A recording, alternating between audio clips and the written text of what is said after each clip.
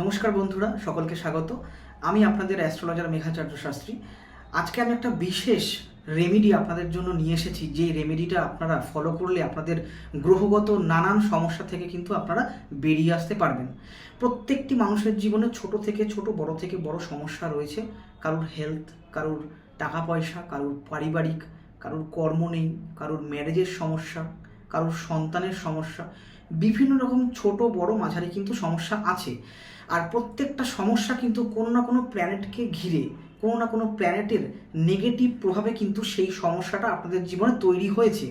কিন্তু আজকে যে প্রতিকারটা বলবো সেটা কোনো পার্টিকুলার গ্রহের জন্য নয়, সেটা এই 9টা গ্রহকে ব্যালেন্স করার জন্য। 9টা গ্রহের যে নেগেটিভ এনার্জি আপনার জীবনে পড়ছে, সেই তার যে প্রভাব সেটা আস্তে আস্তে করে কিন্তু আপনাদের জীবন থেকে সরতে থাকবে।